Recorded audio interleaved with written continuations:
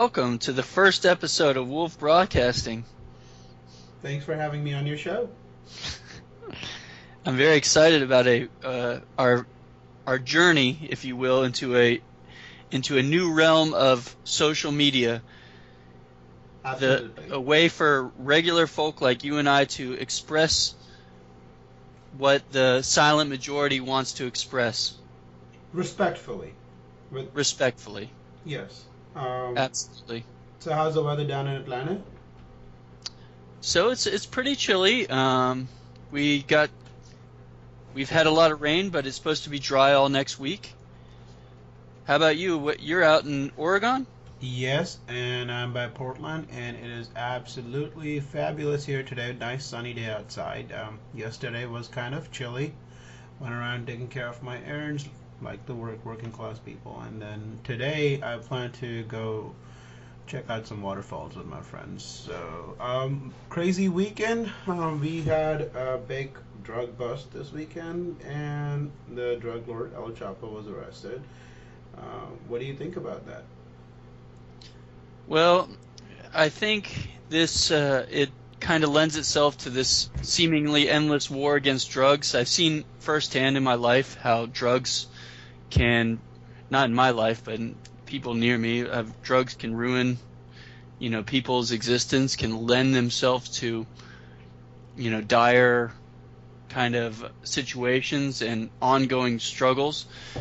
I I have to say that these kind of gateway drugs need to be kind of they're quoted as gateway, but they seem to be less harmful to the human condition than drinking or whatnot, like marijuana. If our society focused on the real hard drugs more so than these simple these simple basic things that people are using, then we'd probably be better off as a human race. But um, I don't know. What do you think? Um, I personally don't do drugs, but I totally support the end on the war on drugs, and that is because I believe that we are criminalizing ordinary people on the street more than we are actually hurting the people who create the drugs. First, it was that drug lord, I forgot his name, the one from Colombia, Pablo Escobar, and now we have this drug lord from Mexico. I guarantee you there will be another drug lord as long as we have an inflated market for drugs, an artificially inflated market for drugs, there will be drug lords willing to supply. I guarantee you that if you outlaw ice cream, candy, all sugar products, these products will be out in the market at a premium, and there will be somebody, a purveyor. Summit, I don't mean to cut you off. I'm getting static here. It's not very clear. Can you hear me? Yes, I can hear you absolutely clear. Are you getting static? Is it any better now? It's a little bit staticky, but I think I I can need. hear I can I'm hear and understand you. Yes, I'm trying to. I'm gonna reduce the gain. Is it better now? Just tell me if it's better. Is No, it's not better. It's scratchy. it's scratchy? All right, that's what we are trying to do right now. Trying to fine tune the um, things out here. That's better. All right, Whatever you so just did. yeah, I think it's just because I got really close to the microphone. So this is what I'm gonna do. I'm gonna bring the microphone closer to me.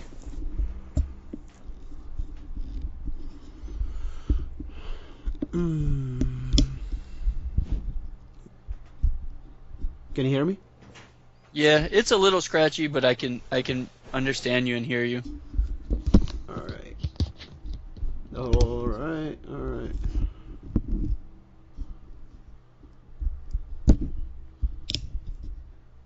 So, any better? Slightly better? No? Yeah, it's better. It's better. Alright, awesome. So yes, the whole idea is that it's about freedom. If people want to do drugs, that's fine, but let's stop criminalizing victimless crime behavior. There's no victim in in the use of drugs, and we absolutely need to decriminalize drugs so people can seek help. Families are not destroyed, careers are not destroyed. I have a very good friend. He actually could not get a job as a call center employee because he was using marijuana now, and that too in the state of Oregon, where it is absolutely legal to use marijuana for recreational purposes. Finally, one thing I want to point out is what I personally saw when I was in Afghanistan, like endless fields of marijuana, um, the hemp fields and all, and the local nationals use hashish very regularly. It's very highly used in the rural parts of Afghanistan, and we had specific orders to stay away from those fields. Hold on, like you got like entire fields of like drugs and Well, I you. mean, that's their livelihood, you know? I mean, why destroy their livelihood? I think we need to separate hemp from opioids and heroin and the kind of the compounding issues of that. Do you feel the same way about opioids and heroin and crack and these sort of these sort of drugs that lend themselves to ongoing addiction and can create problems in the sense that people will likely commit crimes and need medicine in order to basically withdraw from them? Um, I will tell you what, man. We will find out about the Area 51 before we find out what we have to do with the drug supply in the world. I personally don't believe for a moment that anyone who is a legislator, I would say most are legislators, they diligently care about people's welfares. I believe that somebody somewhere is making a big cut, a big profit. It's all about money, man. So uh, and that's the reason I believe that there was some higher up order to stay away from these fields. I mean, come on, how hard will it be just coordinate with the local government and just destroy these crops? Because I mean, sooner or later, they will find their way into the United States. You know what's going on with the heroin epidemic? I guarantee you, most of that comes from the fields in Afghanistan. Um, so in a way, the U.S. government is subsidizing heroin production in Afghanistan because guess what? When we don't destroy those crops are easier to produce. Heroin is easier to produce. Cheaper heroin is flooding America.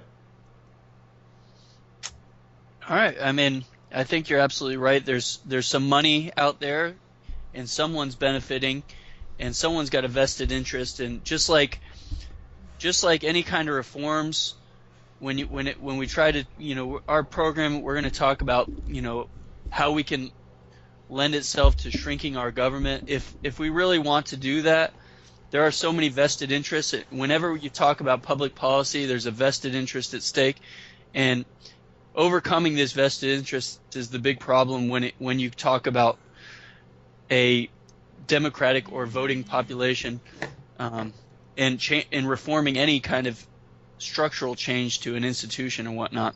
But let's move on to some of the other topics. Let's talk about gun control. I know you're a ex soldier, and I know you have some strong opinions about this. What is your view of these? What do we call executive orders, if you will, that Obama seems to, our President Obama has seemed to utilize as a means to change the regulatory framework for guns? Um, he's executive. He's not the legislator. That's my view. People support his executive orders, and as I have told other people before, if you don't have a problem with President Obama's executive orders, get ready for a possibility of President Donald Trump's executive orders. And you're not going to like it. So, this is illegal, absolutely illegal. Uh, the law needs to come from Congress. The law needs to stand the challenge in the Supreme Court. And then the law needs to be signed by the president, whoever is in the White House. I'm very bipartisan about this issue. I believe that the legislators have the people's mandate, and we need to go from there. They need to reflect the people's mandate in their legislation. That needs to go to the White House and should be able to withstand future legal challenges in the Supreme Court. And that's how we have done business for over 200 years, and that's how we need to continue doing business in the future. I think when I think of gun control and these sort of executive orders, I agree with everything you're saying. But even beyond that, I think they seem to forget the idea that a gun is really just like a tool. You could kill someone with a knife or a wrench.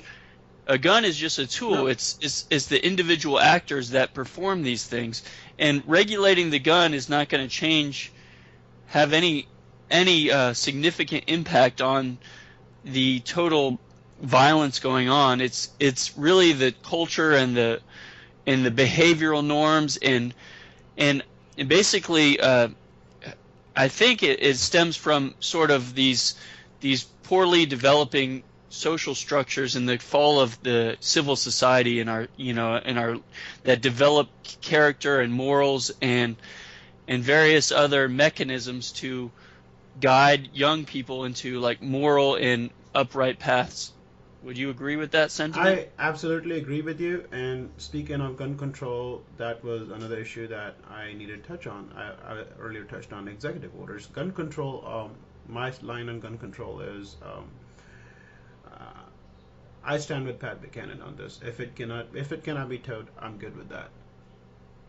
And the reason being that we are a free society, we are a civilized society, we are the only free, civilized, developed society in the world, the first modern democracy, sorry, republic, that actually has it written down in its foundation documents: right to bear arms shall not be infringed. So I absolutely believe that this is an inalienable right. We need to find ways to make sure that people have the ability to exercise their rights and reduce any negative side effects there might be. Of course, I mean, if there will be a lot of cars, there will be a lot of accidents. Rather than reducing the ability of people to exercise their rights. Absolutely. Uh, Well, let's go on and talk about the political process going on right now. We got this seemingly uh, unstoppable rise of the Donald, if you mm-hmm. will, Yes. and I have to admit, his rhetoric lends itself to sort of a almost a not policy oriented government, but campaign, but a sort of demagogic campaign. And what I worry is that if there's no substance behind his policy prescriptions, then we're just getting a lot of rhetoric, and it seems like people are just jumping on board because of rhetoric. Um, and there's no doubt we need immigration reform. There's no doubt a lot of the things he's talking about, some of these trade agreements. But at the same time, he's not giving us what he's going to do specifically. I guess he did say on the immigration what he would do, but in general, these policy prescriptions, he's not giving us specifics. What is your opinion on this seemingly ascendant campaign? The campaign is actually fueled by a lot of anger, and a lot of people who are very angry for whatever reason are joining the Trump bandwagon, and anger is justified. But how do you vent the anger matters, and I think like Trump touches a raw nerve with a lot of Americans because he has that big "fu" attitude. That's the problem. And a lot of people identify with him. Like it's just like road rage, man. Like people just driving by you, and like something happens, something clicks, and then boom, and how dare you? Like so, basically, that's a. And I was in Mexico last week, and I was in Canada, and I will tell you what, people there are a totally different breed. They are very respectful. There is no big fu attitude. I think like a person like Trump was not gonna make it too far in those countries, irrespective of their political ideology. So it's just basically touching a raw nerve with most Americans, most Americans identify with him. I guarantee you, most people who are blind supporters of Donald Trump, they are also most aching to be involved in road rage kind of incidents where, like, they just don't want to take anybody's BS. And the flip side of this issue is the information gap. How well informed are these supporters? How much do they know about the political process? How much do they know about Trump's background? How much do they know about what he really stood for not very long ago? How much do they know I about? don't mean to stop you, Summit, but I'm getting some scratchiness again. Are you close to the microphone? Yes, I'm absolutely close. That's I don't know. It's just kind of jumping in and out. There's some scratchiness coming and Let going. me let me see if I remove the audio filter if it improves. Is it any better now? No. Just speak a little bit. Tell me something else. So, so I was just telling you, I believe that the Trump supporters, are not necessarily the most smartest people That in the. sounds better. That sounds a lot better. Continue. I'm sorry. So I was just saying, I believe that Trump's supporters are not necessarily the brightest tool in the box. So there are some. I'm not saying that based on some scientific analysis, but I don't. For a moment I don't believe that anybody who has a higher than medium IQ would be supporting this guy. I mean, how hard is it to get on Google, do a background search, and see like this guy could potentially be a Clinton operative. Yeah, and you know what? I grew up in West Palm Beach, and he was very notable. He had Mar-a-Lago. His house, his main living, his main homestead was in Palm Beach, and I drove by it all the time when I would go to the beach. He got a lot of notoriety, or if you will, by using eminent domain to capture this one section to make it into a golf course, and it was surrounded by like a prison. And to me, there was all these shady deals using the power of the state to facilitate his kind of financial empire that he has today. And really, what worries me is that the lack of specific policy prescriptions. There's a lot of rhetoric and a lot of taking away guns is bad. Well, yeah, but what are you going to do what are you going to do? And the rhetoric lends itself to possibly just saying what is necessary to try to get the voters on board. And going along with that, I have to say the one positive there is a big positive in this whole phenomenon, that some of the issues that are third rails in politics that some of our politicians want to avoid are being brought up. I know firsthand, seeing the amount of immigration that's taking place. It's unprecedented in United States history. It's unprecedented, the amount of immigration that's going on, and how will all these newcomers be assimilated? How will we provide jobs and living standards for them? How will we provide social? What will be the impacts on the social safety net? I don't know what the implications are, but I think this topic would not be so relevant had it not been for Donald Trump. And additionally, I mentioned before these trade deals, some of the corporate kind of using the power of the state to write trade agreements to favor their specific industry or their specific company. I know owning a little GE stock, Jeffrey Immelt is the CEO of General Electric, is in Obama's, Council of Economic Advisors. There's a little bit too much coziness going on between some of our companies and some of our politicians. And frankly, these topics are being brought up by Donald Trump, and I got to give him credit where credit is due on these issues. Um, Speaking of immigration, full disclosure, I'm an immigrant myself, came from India. I totally agree with you that our immigration issue is being brought up forefront thanks to Trump.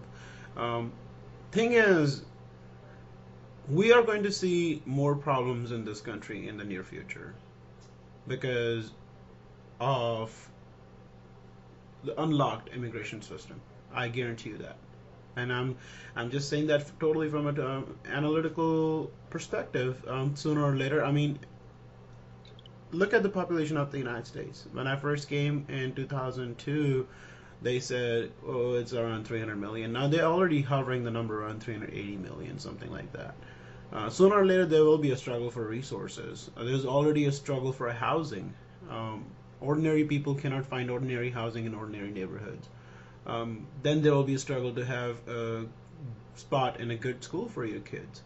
Um, so basically, this all is not headed in the right direction. So we, as a country, need to ask our question: at what rate, how many people can we absorb? What's the quality of the immigrants that we are absorbing? I remember growing up in India, the brightest of the brightest used to want to go to America. And like, look at the people who I'll personally tell you about my cousin. He is a very successful entrepreneur. He runs a business in London and New Delhi in India, and he is a multimillionaire. And he turned down an offer around 15 years ago to come to America to study in Harvard. Of course, when you study in Harvard, like, you have so many opportunities after that. So he turned down that offer. So he foresaw probably that there was a punishment, some kind of a tax on positive immigration. And overall, I see that the quality of the immigrants is dropping a lot. Like, how much can they contribute to the society on an average? And nothing against the blue collar people. I was a blue collar person for the longest time, and uh, I will tell you what, this is an issue that needs to be discussed more. How much are we as a country willing to open our doors, open our homes for other people? To what point are we going to be able to accept all these people where we maintain the similar standard of life, we maintain similar set of values, we maintain a similar culture? Assimilation um, is a fact. So once all these things are challenged, I would say that we have a problem with the system. Yeah, I mean that you just opened up the what the taboo. You're not allowed to say that all immigrants are not created equal.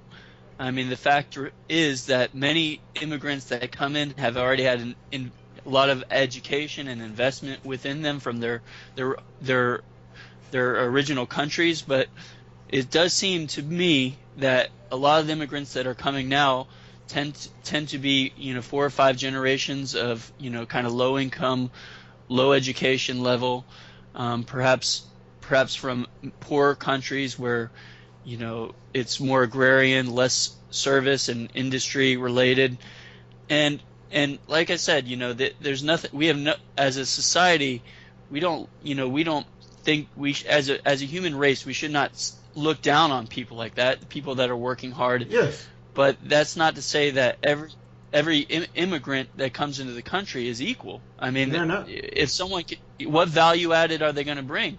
If we're a service economy and their only training is know how to pick something, that's a big skill gap. Speaking of that, we're going to quickly move on to the next topic after this. I Okay. I was briefly picking fruit in Bakersfield, California during the recession of 2008. I was unemployed and I was struggling. I was living out of my car at that time, and I I I was having a hard time, and I saw second generation Americans picking fruit, and their parents had come from Mexico and other places, and I was like, I mean, isn't it like you're supposed to like go up the social ladder, like your parents work hard and you go up move up the social ladder, and they're like, well, things are going the way they are going, and it's working out fine. I'm not even gonna jump into the welfare part of the story, but I was like, well, I believe that there's more to do for you than picking fruit out here in the Central Valley. I'm sure, like, Anyway, I cannot judge it too much from my own perspective because guess what? I was in some hard times too. But these people were like full-time fruit pickers, and Yeah. I want them to do well. I want them to do something more than just picking fruit. I believe that as an American, they're entitled to more opportunity. Absolutely. Let's move Yes. on to the stock market. We've noticed over this past week that there has been a significant drop over the past week, but in the big grand scheme of it, you're talking about 10 to 15% correction, which is not unusual in the stock market. Are we looking at a larger scale decline in the broad market indexes, or do you think this is just a blip because we're seeing an overall kind of growth in the economy? What is your take on this, the economic conditions going on right now? I believe we are headed for a greater drop. As most Keynesian economies operate, we are headed towards that recession.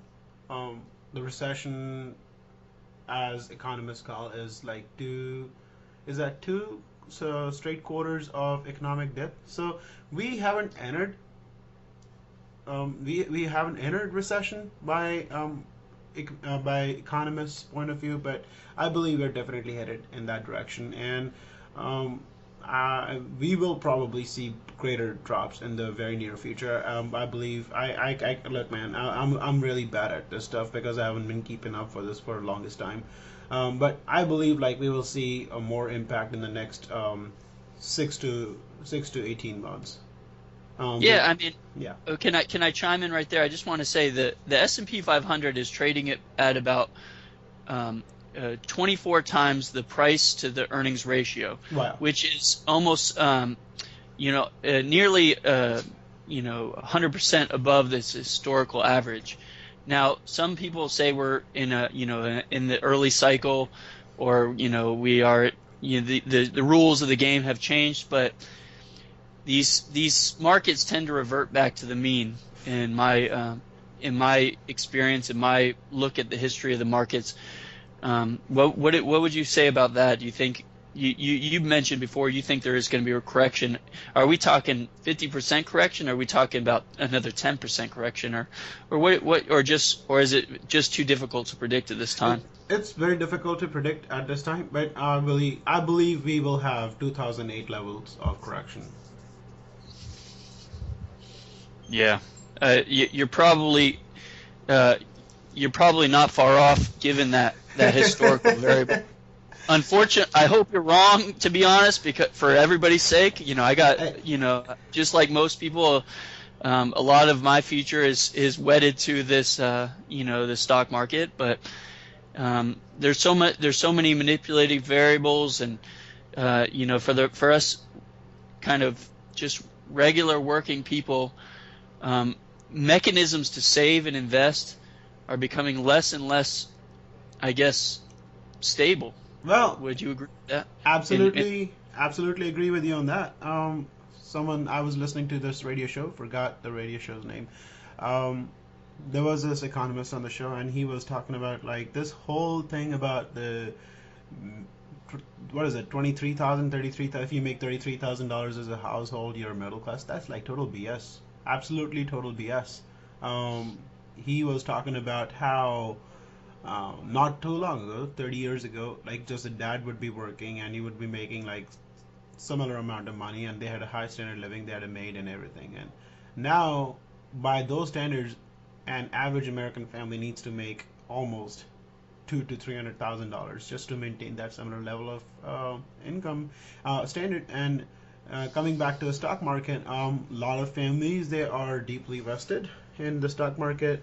I personally am bulletproof. I have $0 in the stock market. All my 401k right now is sitting in treasury bills. I'm just waiting for the market to just go down. And I'm not trying to like say that in a bad way, or I'm not trying to like make a financial analysis here, but I just don't trust the markets at this point. that's interesting that you said that because talking about the living wage, if Mm-hmm. the wages, are. a little bit better down here in the South. You're in the left coast, so we do a little bit better down here as far as our wage to our cost of living, because some of the housing is the big issue. A lot of the correction actually, everybody said the housing correction is, you heard all this bad press and everything, but in the fact of the matter is it made housing attainable for some people. So this notion that deflation is always bad and prices always need to rise, that's not. I mean that's not always the case, because the fact that housing prices came down to real world terms allowed for many young people that were starting in the workforce to get their feet wet as far as owning a house, as far as owning some of these properties, or buying some of these assets, the stock in the stock market when the prices were more affordable. Again, but unfortunately, these cycles seem to be continuing, probably as a function of cheap money and artificially deflated interest rates. Absolutely, absolutely. This is an artificially created bubble that we are emerging out of. The Fed recently raising the rates actually speaks volumes. I'll tell you honestly, I do not know where things are headed. If I could tell you from the top of my mind on this, but definitely we are headed towards a recession. That's all I could say, and that we will see either between the next 6 to 18 months. The next president will inherit a big mess. Let's put it that way. Yeah, Um, and absolutely. and They'll yeah, probably just unfortunately, when Hillary's probably president, they'll probably just credit her with the recovery, and they'll say, "Oh, Obama was the problem." and You know, and you know how that goes. and if there's a Republican president, they'll be like, oh, the Democratic president gave you such a great economy, and then you totally just remember like how they would say like Clinton handed over a great economy to Bush, and then Bush gutted it.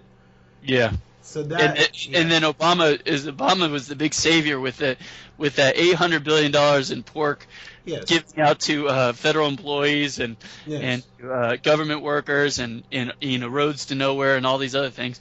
I found that to be one of the I most amusing sort of media plays out I there. I'll quick before we close this topic, I will quickly tell you I was a personal beneficiary of one of the TARP programs. No, I did not get dollars in my mail, but I actually used to work for a federal agency not too long ago, and they had this beautiful complex out there in the middle of nowhere. I cannot tell you exactly where, but it was a nice building, man. Like it was like a mansion in the middle of nowhere, and it was funded by the TARP funds.